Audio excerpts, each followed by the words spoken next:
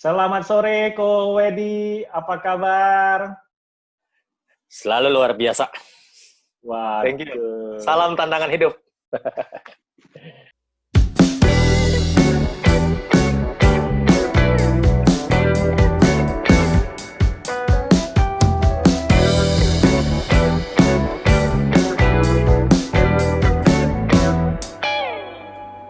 Sebelumnya thank you buat tantangan hidup, juga Uncle Edi yang selalu kasih saya kesempatan. Ini benar-benar kesempatan yang sangat luar biasa untuk kita berbagi inspirasi, juga untuk berbagi semangat. Semoga kiranya untuk seluruh pendengar atau penonton yang pemirsa yang hadir menonton, kiranya selalu diberikan berkah, kesuksesan, sehat selalu, juga tetap semangat dan bahagia juga untuk Uncle Edi dan tantangan hidup. Thank you. Baik. Nah, Ko Wedi ini kan sangat terkenal ya sebagai moderator. Nah, kali ini Uncle undang supaya Ko Wedi mau berbagi kepada kita ilmu-ilmu moderator. Oke, siap. Ya, mana tahu banyak yang pengen. Nah, belajar kan tidak ada salahnya ya, Ko Wedi ya. Betul. Ko, sebagai moderator itu sebenarnya harus komunikator enggak ya?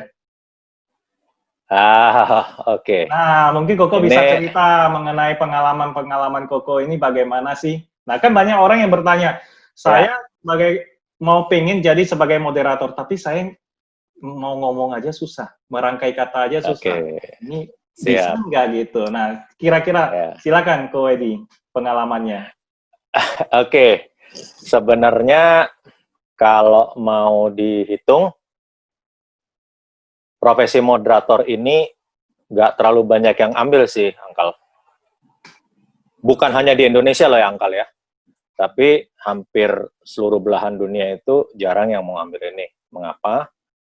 Karena ya hasrat wajar seseorang ya, Uncle ya. Pengen kan jadi bintang utama, yaitu narasumber. Betul nggak, Uncle? Betul. Nah, saya mau nanya dulu, ini saya potong. Sebenarnya apa perbedaan sangat utama antara moderator, narasumber, sama keynote? Kadang masing-masing bisa mengambil perannya nggak jelas kadang di event itu.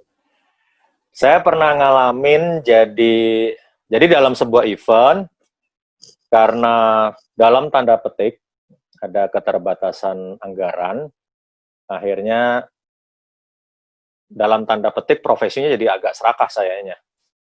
Kesannya serakah, karena waktu itu sempat sampai jadi MC-nya, moderatornya, sekaligus narasumber kedua. Begitu, Uncle. Tapi sekali lagi itu justru memperkaya saya dalam bentuk pengalaman. Meskipun sekali lagi dalam tanda petik fee-nya cuma 1. Tapi saya nggak pernah sesali, karena justru pengalamannya itu yang lebih mahal daripada katakanlah budget yang kemudian saya terima gitu.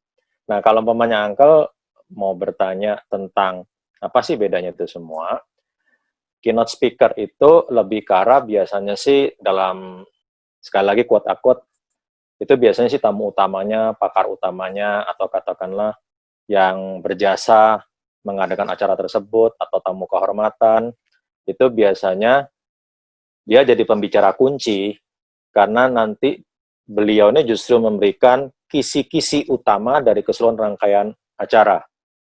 Beliau kadang-kadang belum tentu jadi narasumber utamanya sih, tapi beliau ini pembicara kunci yang kapasitasnya mungkin memang sangat expert di bidangnya, tapi kok kenapa nggak jadi keynote, nggak jadi narasumber utama aja gitu? Itu pasti ada alasannya, kenapa? Karena mungkin keterbatasan waktu.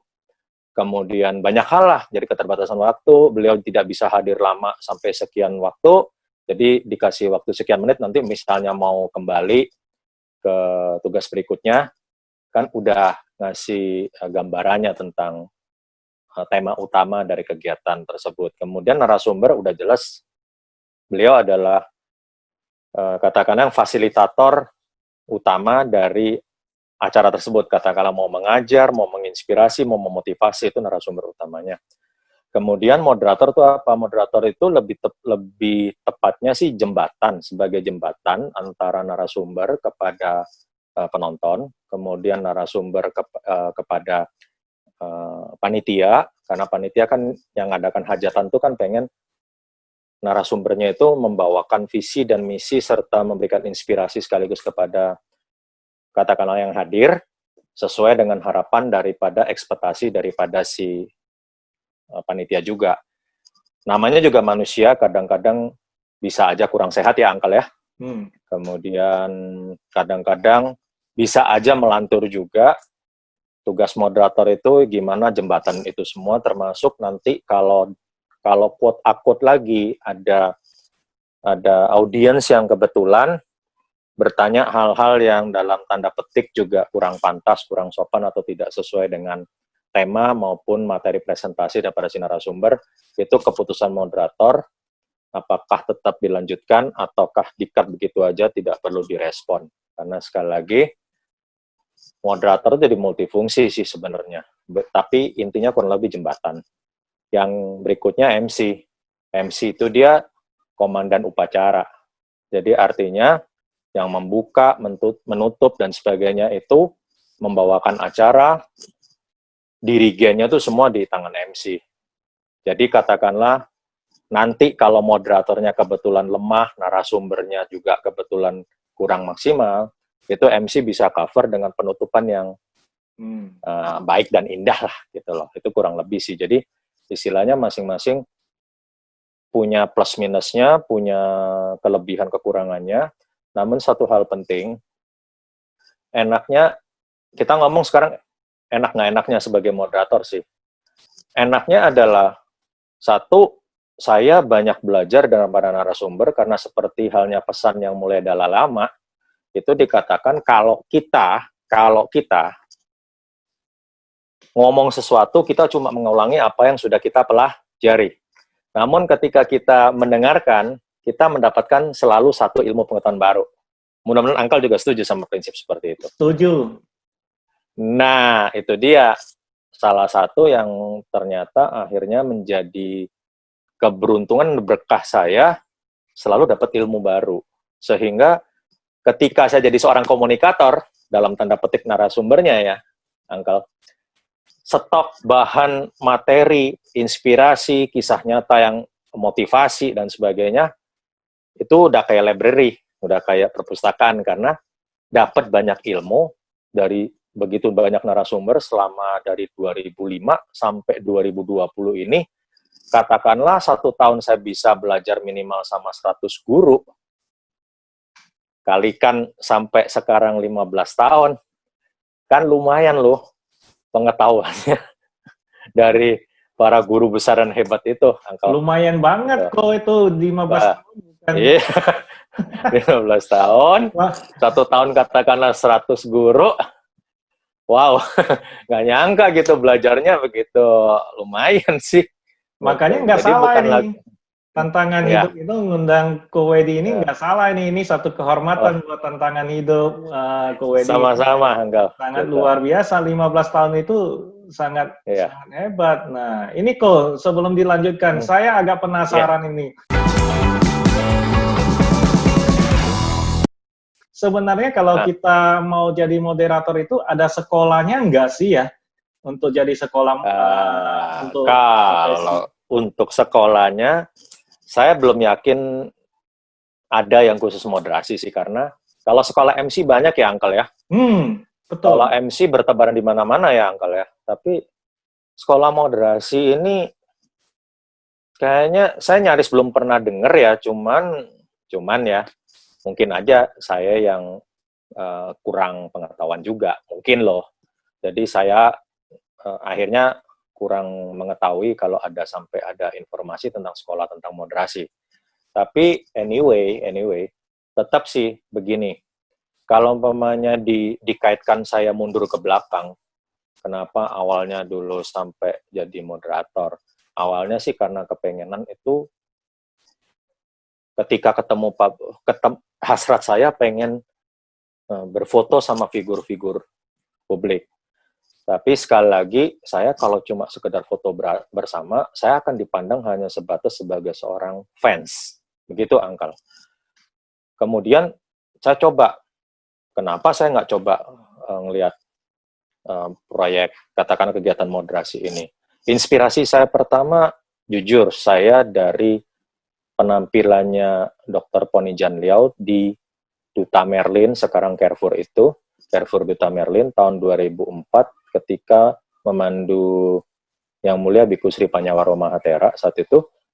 Di situ saya melihat, wow, ternyata pekerjaan moderator meskipun sederhana, terlihat sederhana, tapi nggak segampang itu, karena itu harus merangkum, konsentrasi kepada audiens, kemudian merangkum daripada kesimpulan dari narasumber, terus masih harus menghibur, entertaining, resume, terus habis gitu kadang-kadang juga harus menginspirasi juga gitu, bukan sekedar, memang narasumber itu pengetahuan utamanya dan narasumber, tapi kitanya juga harus memberikan kutipan yang sesuai dan selaras, memberikan katakanlah daya dukung tambahan, reframing atau frame tambahan untuk sharingnya daripada narasumbernya, sehingga packagingnya lebih dahsyat lagi, yang sudah bagus jadi makin bagus, yang sudah indah lebih indah lagi. Nah, begitu saya melihat beliau, langsung terpesona, dan saya pengen jadi moderator sih saat itu, tiba-tiba saja. Saat itu masih Mr. Po ya, bukan Dr. Po loh. Iya. Ya, bukan Dr. Po sekarang ya. Dr. Po, sekarang itu Mr. Po. Sekarang dulu masih Mr. Sekarang Po dokter. itu. Mister. Nah, kemudian keinginan saya, cita-cita saya akhirnya bisa terrealisasi itu 2005. 2005 itu saya nggak tanggung-tanggung bisa memandu beliau yang kebetulan role model dan idola saya saat itu. Saya pandu tahun 2005, dan Yang Mulia Pandepanya pun juga saya pandu 2005 itu juga, kalau nggak salah. Pokoknya yang pertama saya pandu adalah Dr. Po duluan, sebelum saya Pandepanya. Tapi kurang lebih tahun yang sama, 2005 itu perdana saya moderasi. Dan Angkel bisa kebayang, karena ini bukan Dharma Duta, bukan MC, bukan pembicara. Saya jadi bridge-nya, saya jadi jembatannya. Perdana saya, jujur kacau sekali, Angkel. Kacau. Jadi, satu, saya nggak entertaining sama sekali. Saya waktu sharing sendiri jadi narasumber, kok rasanya gampang ya, itunya, baca humor pun walaupun baca, karena kan saya barusan bisa bicara public speaking itu kan 2003, 2004, MC saya pertama, 2005. Kenapa ketika jadi moderator itu untuk mandu ternyata nggak gampang, itu satu. Yang kedua, rangkuman saya itu sangat-sangat biasa waktu itu. Karena apa? Saya cuma ngerangkum persis kayak, mungkin Angkel tahu ya, buku-buku pelajaran zaman dulu sekolah itu kan rangkumannya kan garis-garis hubung gitu loh, yang di belakang setelah bacaan bab tertentu ya. Betul. Mungkin Angkel masih ingat ya. Masih. Nah, saya membacakannya tuh persis kayak gitu tuh, Angkel. Terus kemudian nggak ada ilustrasi apapun, saya cuma pokoknya flat abis. Dan saya masih ingat sekali, Dr. Po saat itu memberikan panduan-panduan dalam bentuk beliau tuh dalam keadaan sharing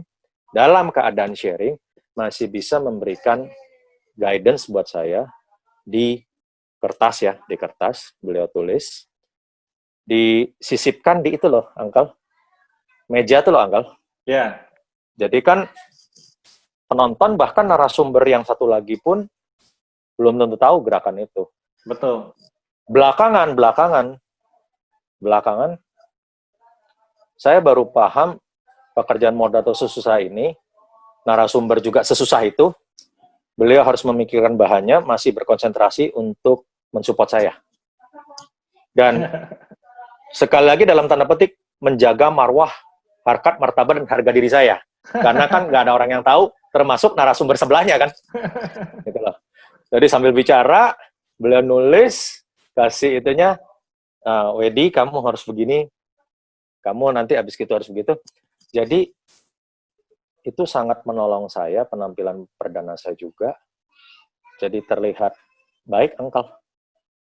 Oke. Itu dan hanya saya dan beliau yang tahu rahasia itu saat itu gitu loh. Pengalaman jadi, pertama tidak terlupakan ya. Nah, Iya, karena saya dipandu. nah, bagaimana Ko Wedi kenapa nggak mundur? Kenapa malah menyukai begitu? Dan apa kesalahan-kesalahan sebenarnya yang diperbuat di pertama kali tampil ya? Jadi ini kan sangat menginspirasi kalau bisa diceritakan. Kenapa sih sesusah itu gitu? Apa kesalahan yang dilakukan saat itu? Satu, saya nggak taktis, Uncle. Saat itu saya nggak taktis. Jadi maksudnya, katakanlah audiens sedang apa, saya itu nggak bisa. Jadi, contohnya begini, ketika mereka ada, kadang-kadang ada yang kasak kusuk juga dan sebagainya. Saya belajar di situ, sehebat apapun seorang narsum, kadang-kadang cocok bagi 90% audiens, tapi mungkin ada 5-10% yang mungkin katakanlah kurang relate gitu loh, Uncle. Itu saya belajar banget, Uncle. 90% interest, pasti ada 5 atau 10% yang mungkin kurang relate. Bukan karena narasumbernya tidak bagus, Uncle. Nah, itu seharusnya saya bisa taktis memberikan entertaining, humor yang pas dan sebagainya itu, sehingga perhatian daripada audiens bisa kembali ke acara. Itu salah satu kelemahan awal saya. Kemudian yang kedua, cara rangkum saya yang sangat-sangat flat, cuma ambil poin gitu. Menurut saran dan masukan mentor saya tersebut, itu sama aja kayak saya mengulang apa yang disampaikan oleh narasumber, Uncle, cuma versi ringkas. Seharusnya bisa langsung core-nya, soul-nya apa, tanpa katakanlah bertentangan, apalagi berbeda sama share-nya narasumber. Jadi core-nya sama soul-nya kalau perlu bisa dikasih kisah inspiratif yang cocok dengan esensi daripada sharing hari itu, sehingga menguatkan materi tersebut menjadi dahsyat dan meledak luar biasa gitu. Jadi banyaklah, Uncle, yang kalau diceritain itu jadi kenangan atau motivasi saya sampai hari ini bisa katakanlah tetap teguh sama moderator lah.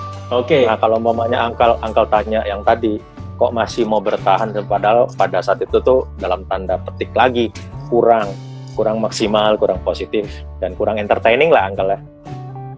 Ya itu tadi, hasrat saya pengen sepanggung sama. Jadi ketika saya kenalan sama public figure itu, saya bisa punya kekuatan untuk bilang gini, Pak, mohon maaf, boleh bisa minta kontaknya nggak? Siapa tahu saya bisa memandu Bapak di panggung seminar gitu loh.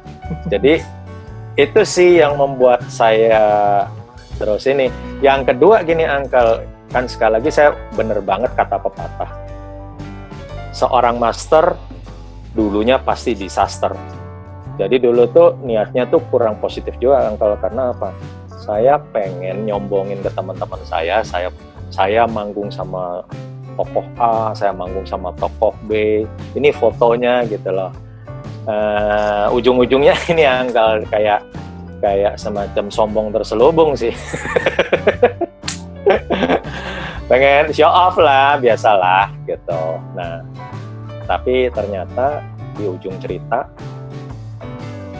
semakin kita itu dapat masukan baru, inspirasi baru, motivasi baru dari setiap narasumber yang saya kebetulan dapat kesempatan handle, hal demikian tuh malah makin nurun dan menghilang, Uncle. Sampai akhirnya, karena kan beberapa narasumber saya memberikan inspirasi tentang kerendahan hati, humility, humble. Akhirnya semua itu hasrat untuk show off-nya pelan-pelan hilang sih, Uncle. Jadi tujuannya murni untuk jadi moderator pure. Yang berikutnya membawa saya, salah satu mentor saya juga, sekarang udah jadi biksu juga, Suhu Nangshu. Beliau memberikan input sama saya.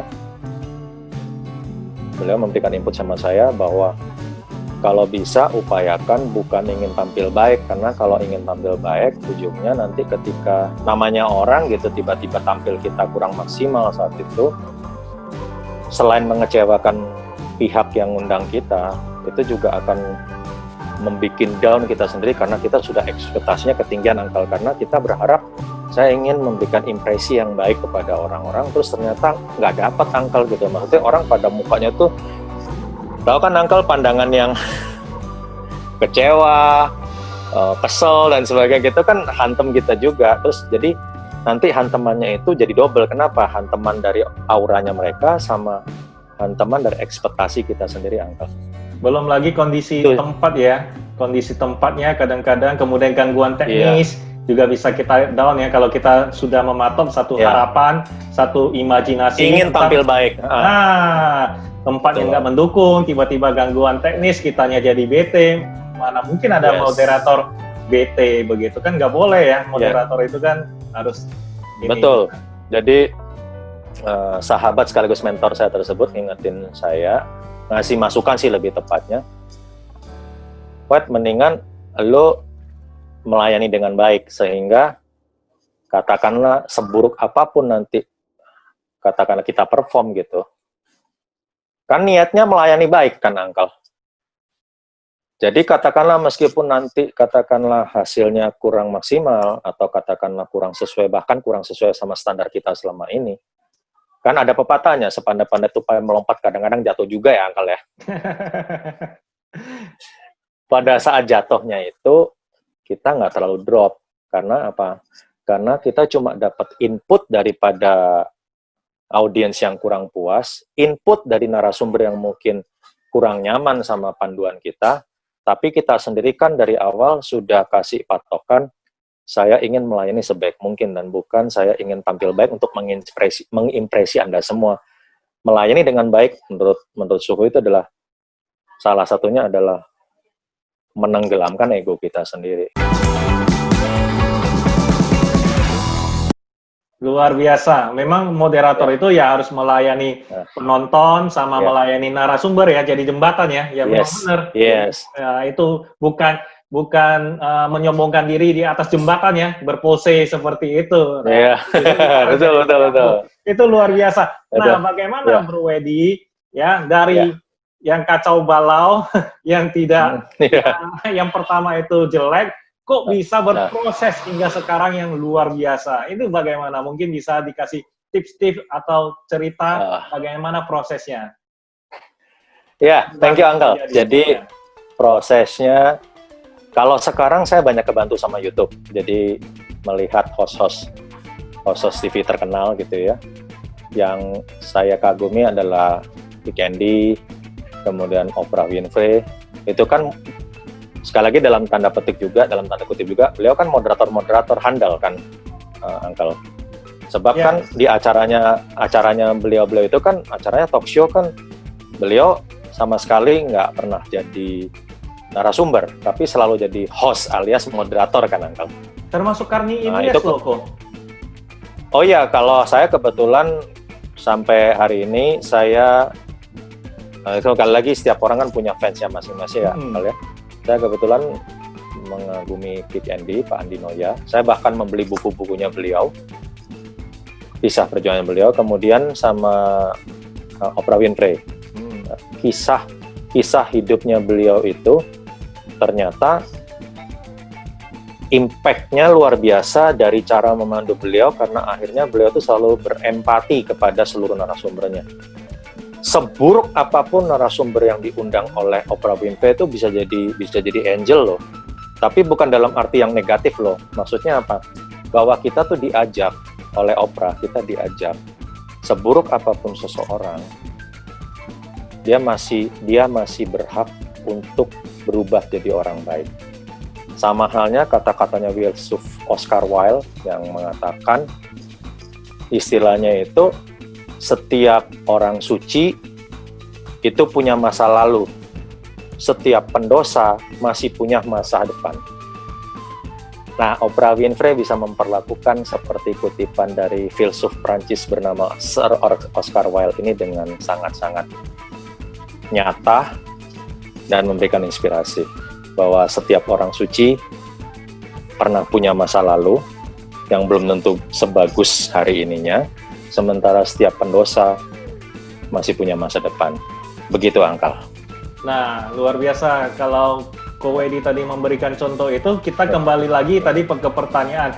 Apakah moderator itu harus seorang yang komunikator? Nah, di sini kan orang sering keliru ya, termasuk Angkel. Wah, harus pinter ngomong ini. Kalau nggak pinter ngomong, nggak bisa jadi moderator. Ternyata banyak contoh-contoh moderator yang sangat luar biasa. Misalnya tadi ada Bang Andi ya, yang PND dengan ininya, kemudian Oprah, itu kemudian sama Karni Ilyas. Kalau kita melihat gaya berbicara mereka, sebenarnya mereka komunikator iya, tapi bukan dengan pintar berbicara. Kadang justru mereka keterbatasan berbicara. Tapi ketika udah ngomong, itu terpukau, semuanya terpukau. Baik narasumber ataupun penonton, itu seperti benar-benar jembatan ya, Ko ya. Jadi komunikator itu bukan berarti harus pintar ngomong ya, Ko ya.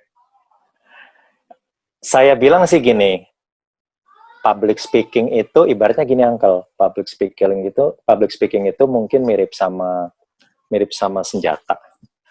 Tapi sementara kitanya gitu, Uncle, itu kayak the man behind the gun-nya gitu.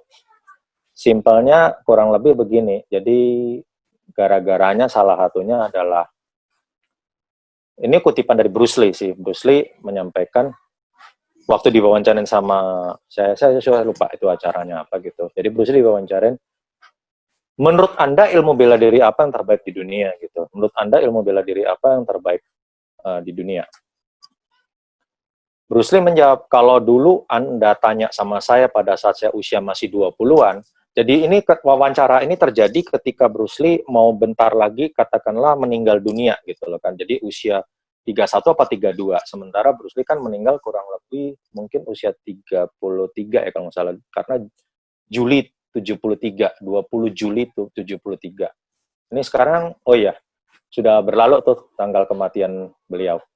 Nah, kalau Anda nanya saya pada saat saya masih usia 20, saya akan menyatakan bahwa kungfu lah bela diri terbaik di dunia.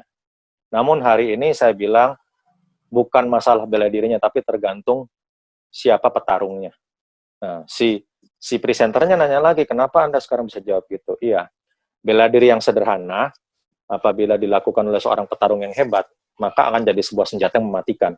Sementara bela diri sehebat apapun, petarungnya biasa saja, maka dia tidak akan pernah menang. Jadi benar-benar tergantung petarungnya. Public speaking perlu, Uncle. Tapi tergantung si pembicaranya. Jadi kalau begitu itu sebenarnya yang paling menentukan itu narasumber atau moderator sih. Artinya begini, kalau narasumbernya itu ternyata tidak menguasai materi atau nggak bisa menjawab pertanyaannya audiens atau penonton, itu atau tampil buruk dah. Itu kira-kira sebatas mana seorang moderator mampu mengangkat itunya jadi luar biasa? Bisa nggak? Atau nggak bisa? Kalau gitu saya jadi ingat pengalaman nggak kok? Salah satu dua pengalaman berkesan saya soal ini, Uncle. Thank you, Uncle, udah nanyain kayak gini. Gini, Uncle. Jadi berbicara masalah ini benar sih. Jadi kalau bagi moderator ya, pengalaman saya hampir kurang lebih 15 tahun ini. Kalau narasumbernya kebetulan lagi katakanlah tampil underperform, itu kita harus benar-benar jaga, bukan justru malah mau tampil gitu. Maksudnya gini, kesempatan ingin tampil gitu. Kalau bahasa kerennya nyolong star itu loh, Uncle. Karena kebetulan narasumbernya lagi kurang maksimal. Nah, kita jangan pernah melakukan hal seperti itu. Nah, sebaliknya kita benar-benar murni. Makanya tadi waktu saran Suneng Shu kita harus totally melayani, itu akhirnya saya menjaga, benar-benar murni menjaga. Karena pengalaman saya di masa lalu, dulu pernah ketika saya bantu, itu seminarnya jam 1 sampai jam 3, Uncle. Kan jam tidur, Uncle. Iya.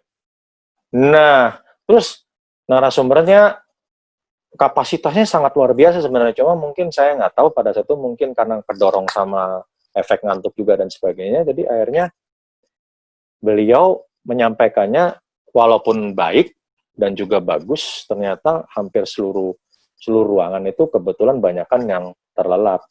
Nah, nggak tahu gimana, saya kemudian spontan memberikan joke yang cocok untuk katakanlah meresume seluruh materi beliau gitu dengan sebuah humor yang pas. Namun apa yang terjadi? Kebetulan beliaunya ternyata kurang berkenan sehingga akhirnya kemudian lain kali, jadi waktu saya ucapkan terima kasih, responnya adalah lain kali sebaiknya Anda yang jadi narasumber gitu, Uncle. Wah. Berarti kan kurang berkenan gitu, Uncle ya. Iya, Gitu. iya. Dari situ saya belajar, Uncle. Dari situ saya belajar gimana sih caranya jaga. Nah, akhirnya berkaca dari pengalaman itu bahwa ternyata inisiatif kita belum tentu loh direspon positif sama narsum loh, Uncle. Jadi boleh izin dua ya, Uncle ya. Dua ini berkaitan ya, Uncle ya. Satu, kebetulan itu beliau itu sedang kurang sehat banget, Uncle. Staminanya drop, jadi mempengaruhi konsentrasinya juga ya, Uncle ya. Betul. Nah, saya bantu dengan, jadi saya catat semua poin-poin, jadi keyword-keywordnya dari materinya beliau, saya segera susun. Jadi karena waktu itu kan random sekali, Uncle. Beliau random sekali karena mungkin istilah bahasa Jawa itu selimur itu loh, Uncle. Capek, pengaruh ke ini, terus akhirnya tuh mungkin nggak fokus itunya. Nah, saya cepetan susun. Terus dalam waktu yang sepersekian menit itu, saya susun gimana urutannya itu, dan gimana kasih poin-poin, mana itu dikasih short story yang kalau bisa tuh true inspiring story yang cocok buat itunya, sehingga menguatkan materi yang sebenarnya sangat luar biasa beliau sarikan. Itu untuk membantu, karena kelihatan sekali aura wajah audiens tuh waktu itu benar-benar bingung, Uncle, karena kan ini beliau bicara apa ya, karena kayak rangkaian pasal yang terpatah-patah dan tersebar-sebar gitu, Uncle. Nah, begitu saya urutkan, ditambah ilustrasi kisah-kisah nyata yang sangat pendek itu, yang untuk daya dukung rangkuman, apa yang terjadi, beliau di ruang tamu VIP-nya itu sampai tersentuh dan menyampaikan terima kasih, sampai beliau bilang begini sih, Uncle, terima kasih ya Pak sudah menjaga saya gitu. Saya bilang saya tidak menjaga apa-apa, karena saya yang sampaikan adalah semua kata-kata Anda, bukan kata-kata saya. Ilustrasi cerita itu hanya menguatkan materi yang sudah luar biasa Anda sampaikan. Nah, dari situ saya baru sampai titik paham bahwa inilah yang disebut jaga. Bukan mencuri star, kemudian jadi bintangnya secara tidak sengaja, atau tersamar, atau dalam tanda petik lagi terselubung, tapi murni benar-benar jaga, Uncle. Dan itu diperlukan apa? Saya ngedropin ego saya sendiri dulu. Saya mau show off terselubung, atau saya murni jaga beliau. Gitu. Nah, itu salah satu pengalaman. Nah, yang kedua, mirip sama ini. Jadi ada pertanyaan, ini kejadiannya di luar kota, ada pertanyaan, dan saya ngelihat narasumbernya kebetulan, kalau sudah gelisah gini, Uncle, jadi tangannya itu bergoyang-goyang sambil kaki bergoyang, tangan bergoyang, itu kan tandanya ada yang kurang beres kan, Uncle? Betul. Ternyata betul. Sepertinya beliau itu belum katakanlah membaca buku tersebut. Saya nggak bilang saya lebih hebat daripada beliau, karena apa? Buku yang saya baca mungkin nggak dibaca beliau, tapi buku yang beliau baca belum tentu saya sudah baca loh, Uncle. Setuju. Saya cuma kebetulan pertanyaan tersebut persis sama buku yang saya pernah baca. Nah, apa yang saya lakukan untuk membackup beliau, karena sekali lagi kita fokus, Anda mau jaga orang, itu akhirnya konsentrasi saya lebih enak, Uncle, benar-benar jaga beliau dengan cara, karena sudah lumayan mengenal secara pribadi, walaupun belum terlalu dekat, tapi sudah mengenal beliau secara pribadi, akhirnya kita bisa sampaikan seperti ini.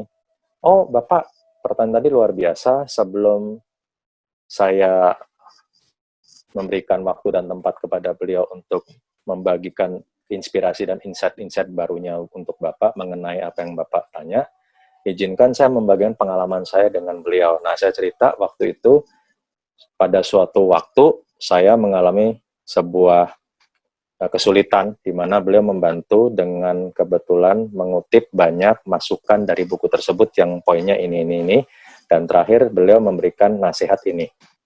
Bapak boleh silakan lengkapkan apa yang saya sampaikan. Terima kasih untuk inspirasi dan motivasinya pada saat kejadian itu kepada saya. Beliau tinggal nambahin nggak, Angkel? Iya. Yes. Di akhir cerita, beliau memberikan terima kasih di backstage, waktu itu nggak ada orang, nggak ada apa. Beliau memberikan apresiasi sangat luar biasa, dan sampai beliau memberikan pelukan hangat kepada saya dan bilang, terima kasih Pak sudah backup saya, gitu. Itu sesuatu yang sangat-sangat katakanlah impresif dan terhormat buat beliau. Uncle, apresiasi tersebut tuh lebih dari uang, materi, dan segalanya sih, Uncle.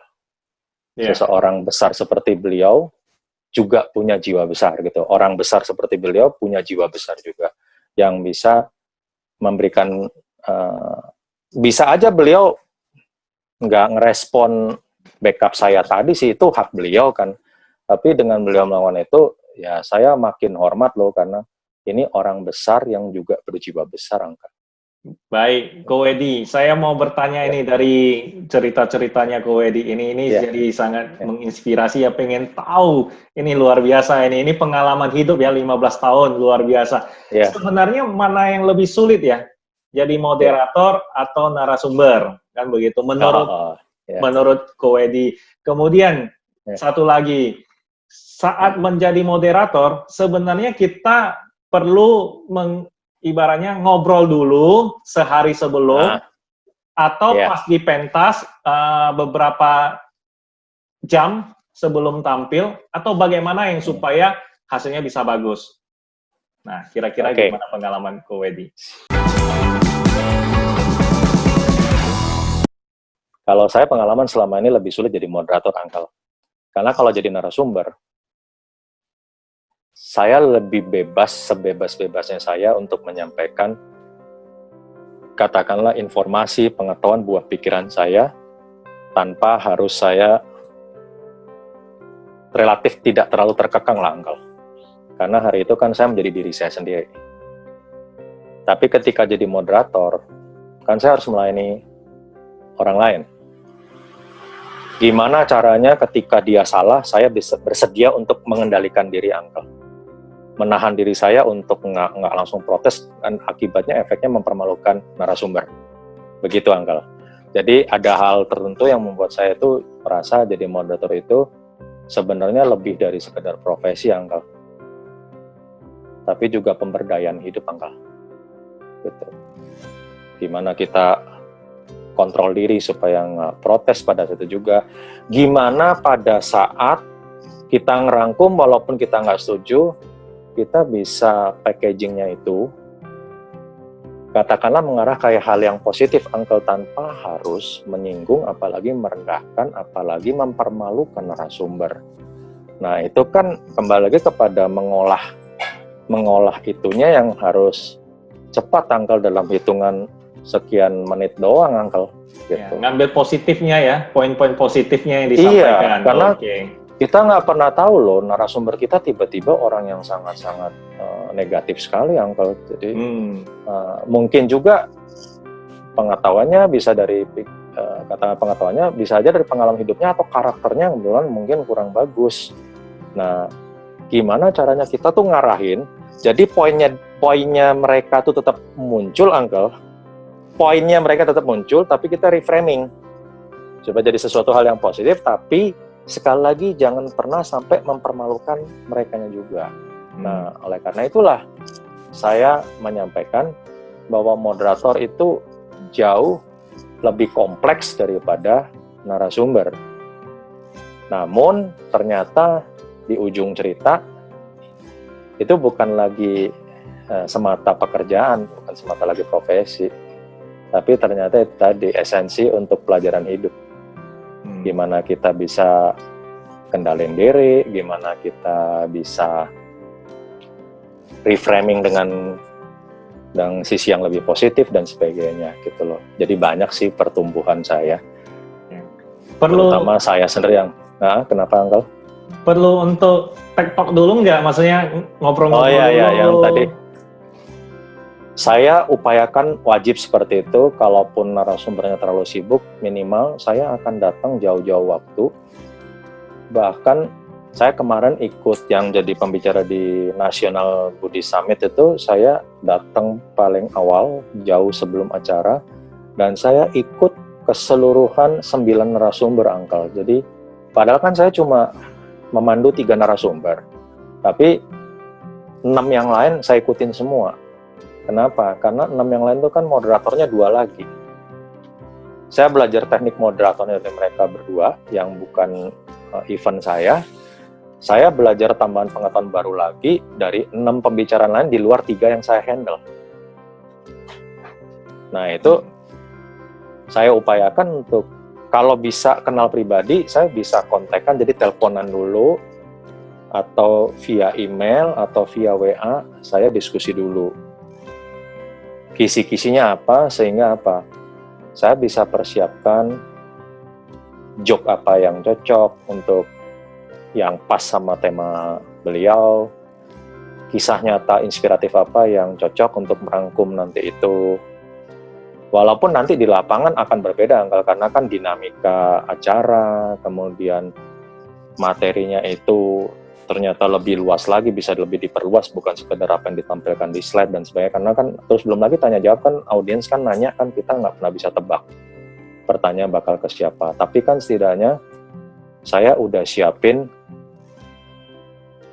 katakanlah peta garis besarnya, supaya karena waktunya tuh kan kadang-kadang bisa aja terdesak, sehingga kurang lebih sekian menit saya harus closing kan, kita udah prepare. Jadi tetap diskusi itu perlu, bahkan sangat wajib sih, Uncle. Makanya saya belain kalau nggak bisa di luar acara, beberapa menit sebelum acara tuh saya harus bisa paham visi dan misi daripada narasumbernya gitu loh. Apalagi kalau yang sudah kenal secara pribadi itu lebih enak lagi, karena sudah tahu style public speaking mereka. Sehingga terus kemudian katakanlah yang tipe sanguinis udah jelas kan, sama yang plekmatis kan jelas berbeda humornya, Uncle ya. Terus cerita kisah nyatanya pun harus berbeda, Uncle, karena itu 2 personality yang berbeda, Uncle. Jadi ketika saya ngambil humor pun, ketika saya ngambil kisah nyata pun, itu disesuaikan dengan karakternya narasumbernya, sehingga ketika boom itu, ya itulah ikon mereka gitu. Pas gitu, jadi selaras gitu. Baik. Kita sudah di ujung acara, ini Bro Wedi luar biasa. Ini pengalaman 15 tahun ya, ini saya yakin ini hanya masih kisi-kisi lah. Ntar kalau mau lebih lanjut lagi, ntar kita boleh kasih komentar ya para netizen, apa yang mau ditanyakan, ntar kita fokus ke sana. Tadi Bro Wedi sudah mengatakan, itu upgrade diri. Sebenarnya di dunia moderator ini, itu ada impact apa sih terhadap kehidupannya Bro Wedi ini? Yang nggak saya sangka gitu, Uncle, manfaatnya ternyata bisa bikin saya juga mengikis ego.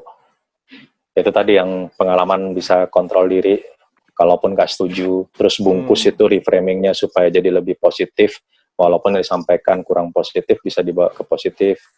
Terus kemudian kontrol dirinya itu, kemudian bisa rendah hati secara otomatis, karena kan semuanya mereka itu di atas langit ada langitnya itu loh, Uncle. Jadi kan ilmu-ilmu mereka yang hebat, kehidupan mereka yang hebat, mau nggak mau. Saya kan makin lama kan di atas langit ada langitnya itu kan makin terasah, Uncle. Otomatis. Karena ngeliatin kehidupan mereka dan pengetahuan mereka sama itunya mereka yang itu. Dan efeknya di kehidupan itu ternyata berpengaruh sekali. Belum lagi ya belajar sabar juga ketika narasumbernya ternyata punya karakter yang kurang positif, itu kan kita belajar sabar juga, Uncle. Terus, jadi di sebelum acara aja kadang-kadang sudah disturbing gitu lah, Kak. Jadi itu juga belajar. Kemudian utamanya dari konsentrasi, Uncle. Betul. Fokus kita jadi lebih terarah. Kenapa? Karena cerita yang kita persiapkan tuh bisa aja nggak kepake, Uncle, ketika ternyata teknis di lapangan tuh berbeda gitu loh. Jadi maksudnya kita udah sepakat gini, ternyata itu kok yang disampaikan itu ngarahnya malah ke sini kan. Itu kan suka-suka si narasumber karena kondisi di lapangan ya, Uncle ya. Setuju. Di slide-nya begitu, terus kemudian dia ngarahkan ke situ karena desakan, quote-unquote desakan daripada audiens di lapangan, itu bisa, dan akhirnya cerita yang kita sudah persiapkan atau joke yang kita sudah persiapkan tuh kadang-kadang belum tentu tepat loh, Uncle. Dan kalau tidak tepat kan karena nggak selaras sama apa yang disampaikan, jadi garing bin jayus nggak? Iya. Yang kacau kan kita, Uncle. Bukan narsumnya, Uncle. Moderatornya lah, Uncle. Karena salah ngasih joke, salah ngasih ilustrasi kan, Uncle. Nah, jadi konsentrasi seperti itu. Terus ngerangkumnya itu tadi seperti saran Dr. Paul waktu itu, lo bisa nggak ngambil esensinya atau soul-nya gitu loh, tanpa harus merubah, apalagi berbeda dari apa yang disampaikan gitu loh. Soul-nya yang diambil, itu kan perlu dari konsentrasi juga. Gitu. Nah, jadi banyak hal yang merubah hidup saya secara keseluruhan, yang termasuk berpengaruh pada keseharian hidup saya sehari-hari dari kegiatan moderasi ini. Artinya ini bukan lagi sebagai profesi, tapi sudah jadi gaya hidup sih, Uncle.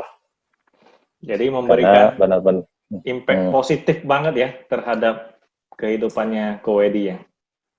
Sangat, Uncle. Perubahannya saya rasain itu cukup banyak sih, buat diri saya pribadi gitu loh. Bukan sekedar mengasah skill ya, ternyata akhirnya ngasah hidup juga, ngasah hati juga, ngasah jiwa juga, ngasah batin juga sih. Gitu sih, Uncle. Oke, luar biasa. Kalau begitu ya, sebelum kita ucapkan terima kasih kepada Ko Wedi, moderator yang sangat luar biasa yang sudah berbagi di sore hari ini, izinkan saya mencoba ilmunya sedikit. Tadi dikatakan bagaimana untuk fokus untuk merangkum. Maka moderator yang komunikator, sebenarnya moderator itu adalah sebagai jembatan. Jadi bagaimana kita berperan untuk menjembatani antara audiens dengan narasumber. Kitalah sebagai jembatannya. Nah, jembatan ini apa yang akan melintas di jembatan ini adalah message yang dari narasumber itu bisa tersampaikan, bisa menyentuh hati ke audiensnya. Begitu juga kegundahan, kerisauan, pertanyaan dari audiens bisa sampai ke narasumber, kemudian kembali lagi dengan tepat, sehingga di sanalah fungsi seorang moderator itu sangat luar biasa. Itu sangat berperan. Jangan sampai orang nggak perlu jembatan, sudah bisa seperti itu. Kira-kira dengan atau tanpa moderator. ini sedikit praktek ini. Gimana? Ya, siap. Luar biasa, Uncle. Luar biasa. Belum ini. Ya. Wah, kayak ginian sih, nggak ada lulusnya sih, termasuk saya sih, Uncle. Baik, terima kasih Ko Wedi. Di lain kesempatan akan kita undang lagi ya, Ko Wedi ya. Saya Uncle. Terima kasih. Sampai jumpa.